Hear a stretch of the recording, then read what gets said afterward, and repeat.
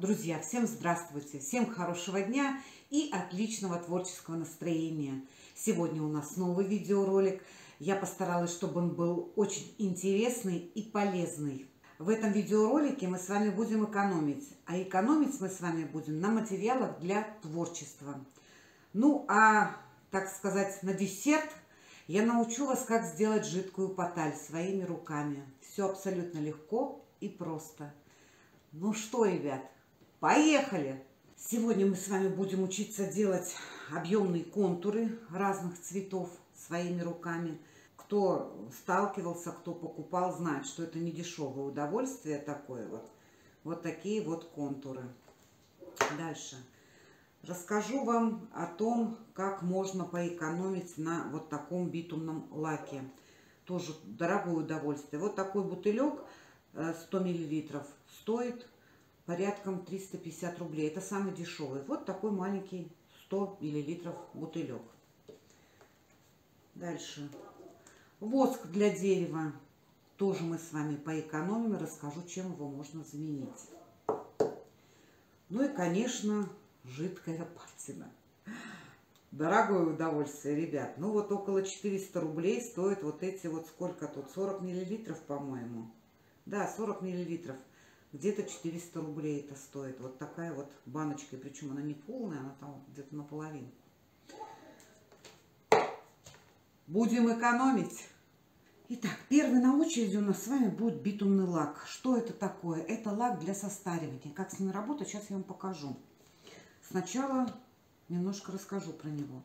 Значит, вот такой вот флакончик в творческом магазине стоит от 350 рублей. Здесь 100 миллилитров. Легко вот этот битумный лак можно заменить, купив на строительном рынке или в строительном магазине, в магазине Озон, на Яндекс.Маркете. Смотрите, где скидки, я ищу там частенько, чтобы никуда не ходить. Заказала, привезли, все, в общем-то, удобно. Итак, вот такой битумный лак на строительном рынке или в магазине строительном пол-литра стоит 161 рубль. И чувствуете, да, разницу? 350-100 миллилитров и пол-литра 161 рубль. Я думаю, ну, экономия очень хорошая. По качеству, по свойствам они абсолютно никак не отличаются.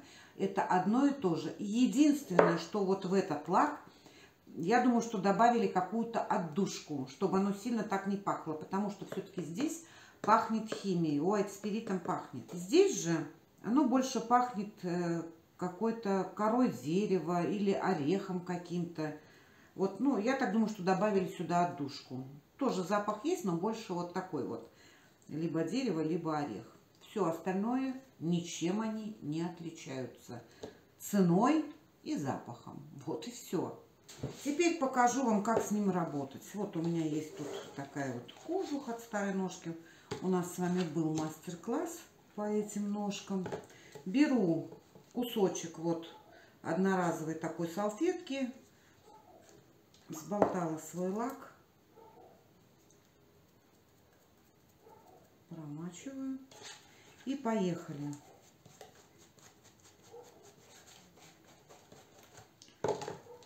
У меня уже давно лежит, и он уже загустел. Разбавить можно спиритом запросто. Можно красить и кисточкой, можно красить и губкой. Кому чем удобнее. Сейчас я немножечко разбавлю его. Вот так вот. Так-то получше будет. Загустел. Вот если у вас также загустел, как у меня, просто берете спиритом, разбавили слегка.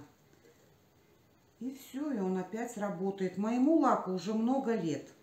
Ну, лет 5 точно есть. Хоть там и заявлено что-то 3 года, что ли, по-моему, срок годности. Но нет, давно он у меня уже до сих пор работает, и все нормально.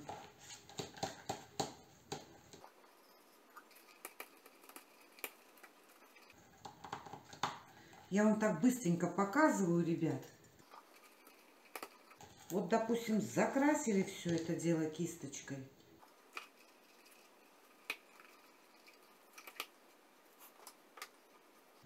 Затем берем салфетку нашу, обмакнули White Spirit. И теперь вот так вот проходимся и излишки все убираем. И видите, у нас такой состаренный вид получается. Внутри все темное, здесь посветлее.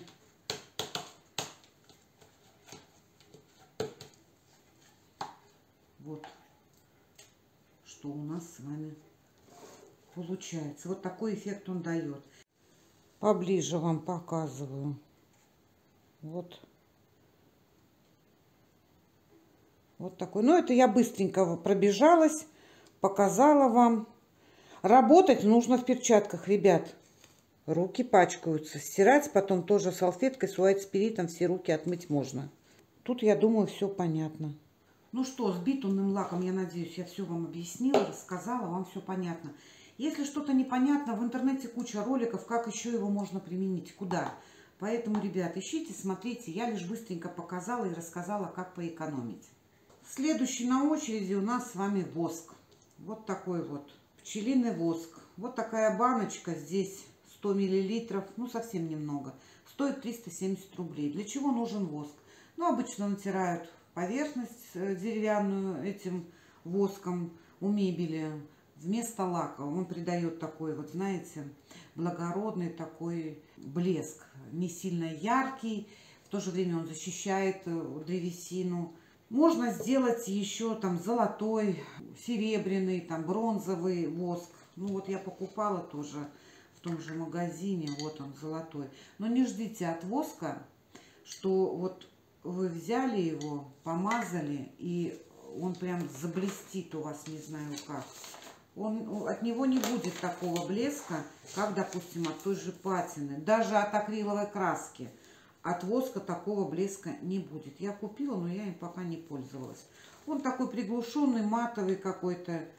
Ну, где-то есть проблески золота, но не так, как хотелось бы, скажем, вот так вот. Больше такой матовое такое золото получается. Ну, может быть, кому-то для декора это и нужно.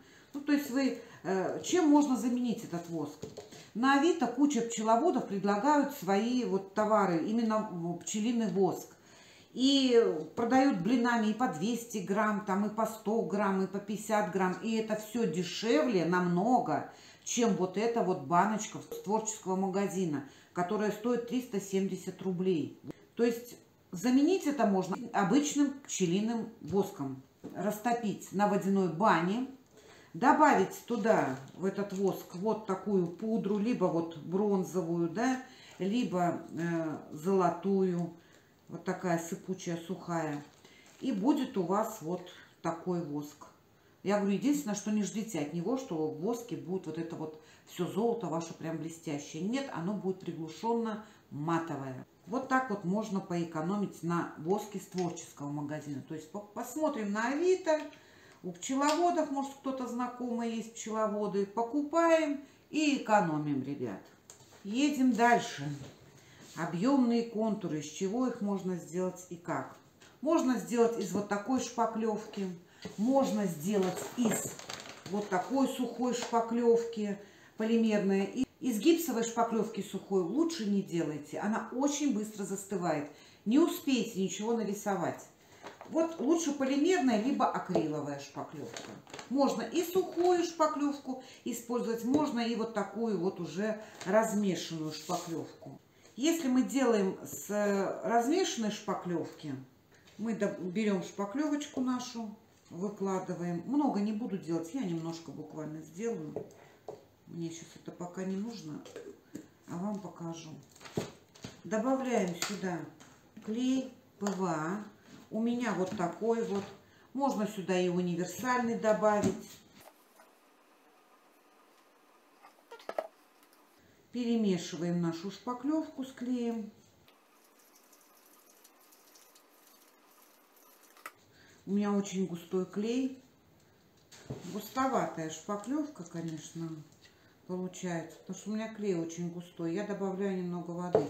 Акриловая шпаклевка не боится воды, она разбавляется водой.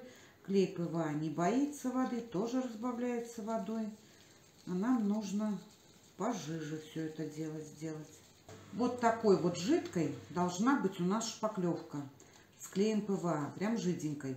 Если у вас тоже густой клей, можно разбавить водичкой немножко, вот до такого состояния, вот оно. Размешиваем до однородной массы все и добавляем сюда чуток крахмал кукурузный. Можно картофельный, у меня тут остатки вот. У меня вот такой вот крахмал кукурузный. Добавляю сюда щепоточку. Размешиваю. Если работаете с сухой шпаклевкой, то разводите ее немножко с водой и немножечко добавляете клей ПВА. Так, чтобы у вас вот такая вот жиденькая была. А потом уже мы добавляем до консистенции нужной туда, в эту шпаклевку, крахмал. Вот еще подкладываю, вымешиваю. Все на глаз, нет никаких пропорций, ребят. Я делаю все на глаз. Сначала основа, шпаклевка с клеем ПВА и немножко воды. Затем добавляем крахмал до той гущины, которая нам нужна будет. А гущина нам нужна будет не сильно густое, но и не сильно жидкое, чтобы когда мы загоняли, допустим, в какую-то емкость, которую мы будем рисовать, чтобы при рисовании она не текла у нас и в то же время колом не стояла. Все, размешала. Вот такая она погуще стала. Теперь смотрите, вот беру палочкой и на руке смотрю, насколько она держит форму. Вот. Не расползаются наши точечки. Держатся. Все, достаточно. Вот, если нужна белая, значит, вот мы оставляем в таком цвете и загоняем ее уже в емкость. Если нам нужно подкрасить, какой-то контур сделать определенного цвета, берем обычные колеры. Ну вот, возьмем красный, допустим. Но имейте в виду, что добавляете вы красный, у вас будет здесь не красный, а розовый. И в зависимости, насколько он будет яркий, это сколько вы добавите этого колера. Если вы хотите нежно-розовый, то вы капельку колера добавляете, прям чуть-чуть совсем.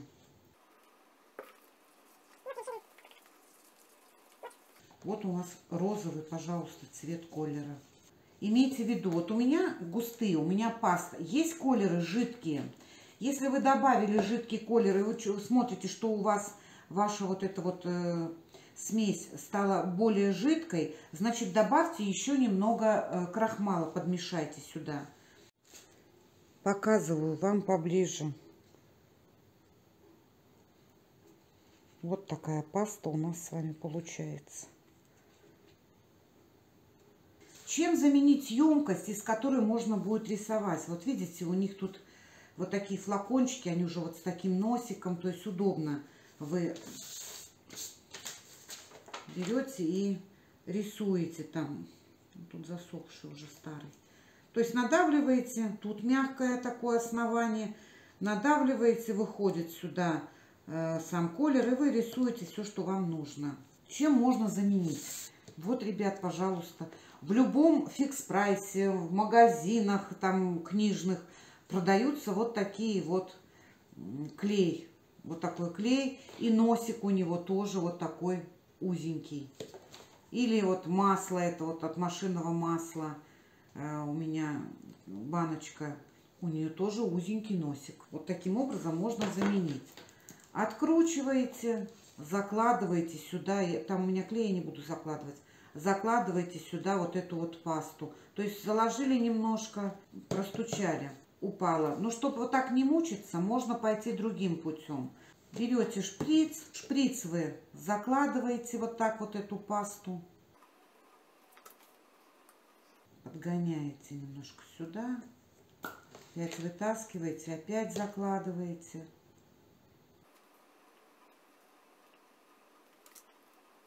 И уже открутив баночку вот эту, шприцом вот так загоняете туда эту пасту. Загнали, прикрутили, И начинаете, вот, чуть-чуть носиком постучали по столу, чтобы подогнать пасту сюда. Надавливаете и рисуете. Сейчас покажу, как она рисует. У меня вот тут пустые бутылочки есть, тоже от контуров. Сейчас я вам покажу, как работать с этой пастой. Может, у кого-то тоже есть вот такие контуры, позаканчивались.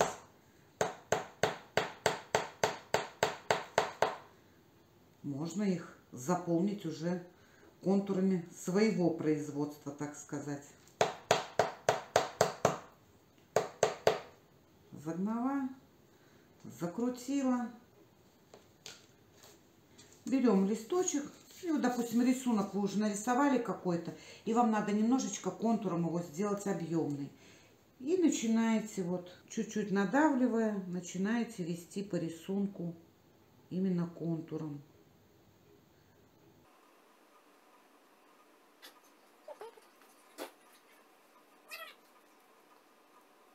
Вот так вот. Вот видите, какие рисунки можно разные нарисовать.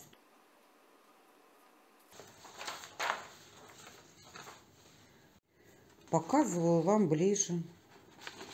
Вот он, объемный контур.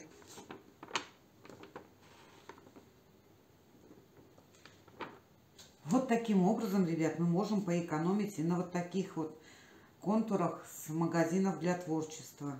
Это намного дешевле получается и по качеству ничуть не хуже. И наделать вы можете разных цветов, какие вам, заблагорассудятся, какие вам нужно. Ну что, мои хорошие, пришло время десерта.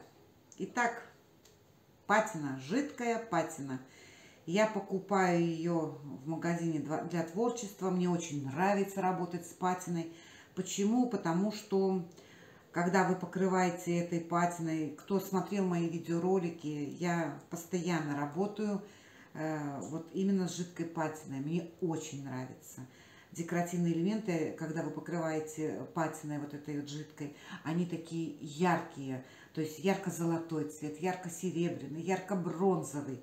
Мне очень нравится.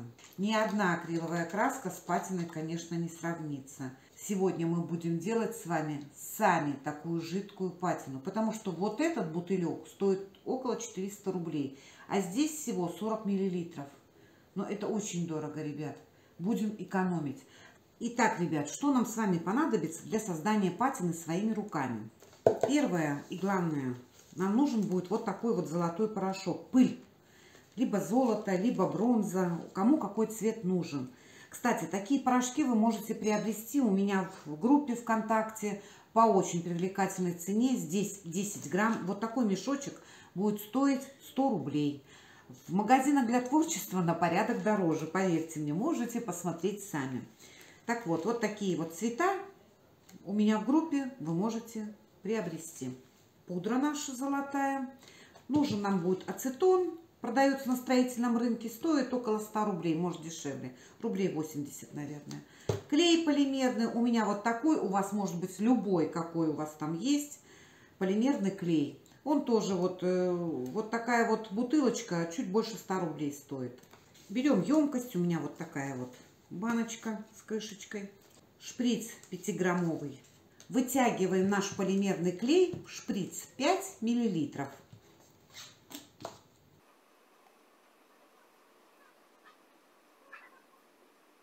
Вытянули 5 миллилитров, выливаем этот клей в нашу емкость.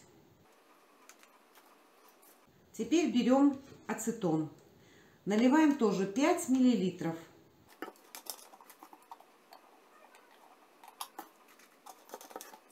Вот, ребят, 5 миллилитров. Сюда же выливаем в клей, не перемешивая. Берем наш золотой порошок, аккуратно открываем, потому что он очень-очень сыпучий, прям пыль. И на кончике ложечки, прям буквально, вот, высыпаем сюда нашу золотую пыль. Прикроем пока крышкой и дадим постоять минут 5. Пускай золотая пыль растворится в ацетоне. 5 минут прошло, ребят. Перемешиваем полностью нашу патину. Вот что у нас с вами получается. Видите, какое золото, как блестит. По-хорошему ее надо оставить на сутки, чтобы ацетон до конца растворил всю золотую пыль, чтобы краска стала равномерная, была хорошая укрывистость. Бронзу я вот растворяла. Вот здесь я уже делала с бронзой, вот с таким порошком пробовала. Вот он у меня. Здесь уже простояла больше суток. Я уже работала с ней. Тоже вот такая. Сейчас я вам все покажу, все выкрасы, как она ложится. Этой нужно будет постоять еще. Уже можно красить, но лучше, чтобы сутки постояла. И все растворилось там. Сейчас мы с вами протестируем. Вот у меня есть акриловые краски, чтобы вы понимали разницу. Вернее, решили для себя, что лучше вам, патина или акриловая краска. Это у нас покупная патина. А тут вот уже сутки постояла, больше суток, наша патина, которую делала своими руками.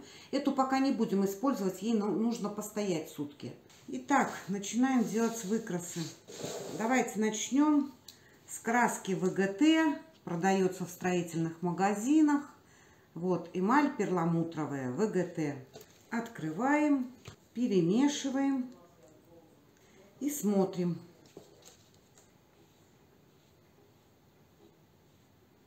Вот. На один слой будем делать выкрас, чтобы вы понимали, насколько укрывистая краска. Показываю ближе. Вот эта краска. Вот. Тут хорошо видно, какая у нее укрывистость. Укрывистость, мягко говоря, никакая. Это у нас ВГТ. Дальше. Дальше у нас будет вот такая акриловая краска. Продается в магазинах для творчества, в наборах. Давайте тестировать ее. Перемешиваем.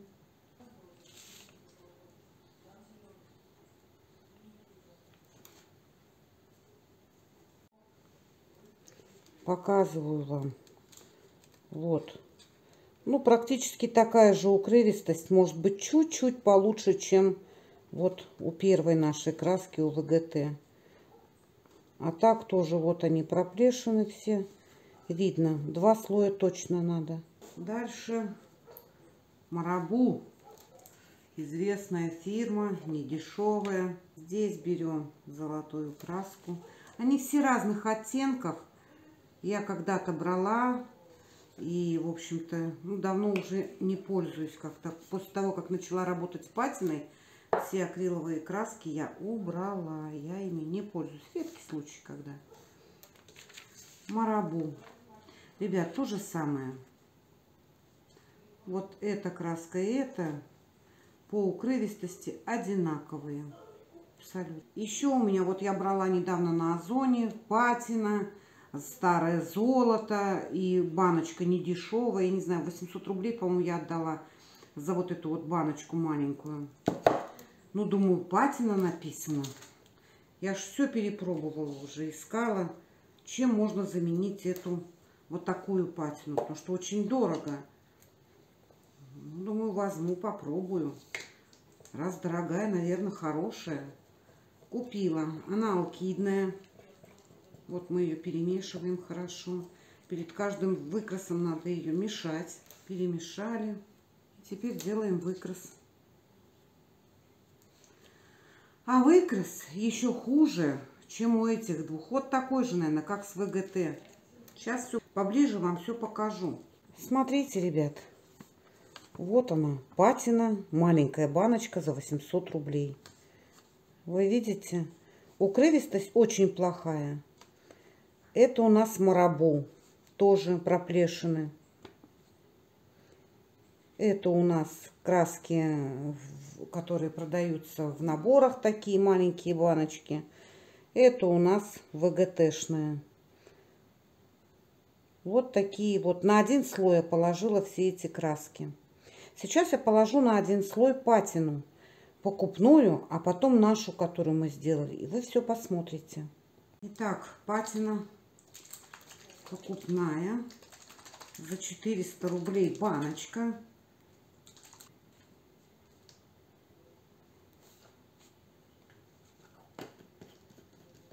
один выкрас, то есть первый слой. Вот, смотрите. Видите? Достаточно одного слоя, насколько хорошо ложится густо. Теперь пробуем нашу патину, которую я делала из бронзы. Тоже перемешиваем всю и делаем вот так вот один выкрас, ну, один слой. Это уже настоявшаяся наша патина. Показываю. Вот наша патина, которую мы с вами сделали. Она ничем не отличается от этой. Видите? По цвету только. Но здесь золото, а здесь бронза. Давайте испробуем теперь нашу золотую. Правда, она еще не настоялась. Может быть, не будет такой укрывистости пока.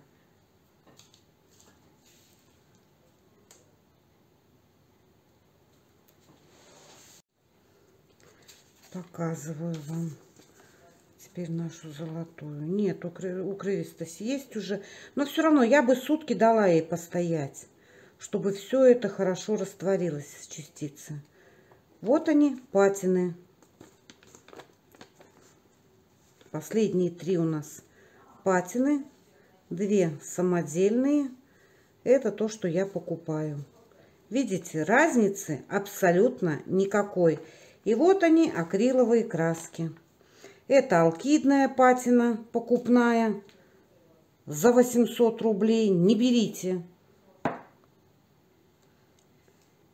Это акриловые краски обычные.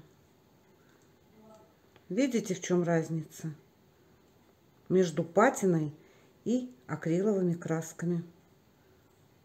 Ну что, ребят, поэкспериментировали мы сегодня с вами. Показала я вам, что как работает. Теперь хочу, знаете что, рассказать вам немножечко о составляющих нашей самодельной патины.